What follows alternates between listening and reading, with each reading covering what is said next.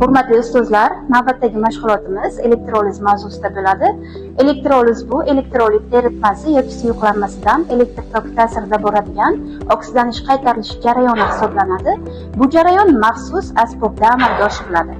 Biz batareyalardan yig'ilgan kichik elektr manbai hisoblanadi. Biz bu elektroliz jarayonini amalga oshirishimiz uchun o'zimiz yasagan elektroliz asbobidan foydalanamiz. Biz bu uchun mis sulfat tuzi hamda kumush nitrat tuzlaridan eritmalar tayyorlab olamiz.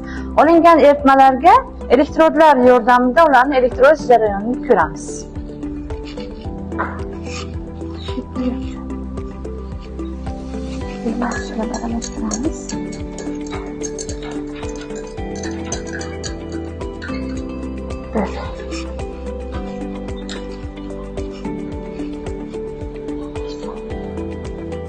Mis sulfat eritmasi elektrolizga uchraganda katodda mis, anodda kislorod va eritmada sulfoksat eritmasi hosil bo'ladi. Katodda mis ajralib chiqadi. Bu elektrodlarimizning qorayishidan bilishimiz mumkin. U yerda mislar yopishib qoladi katodlarimizga. Anodda esa kislorod chiqishini esa gaz pufakchalari hosil bo'lganini ko'rishimiz mumkin.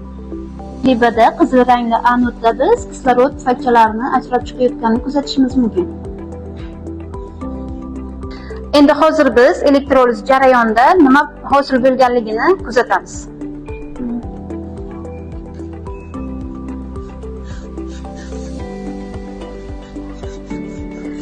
Katodimizda mis metali, mana ko'rishingiz mumkin. Anodda kislorod.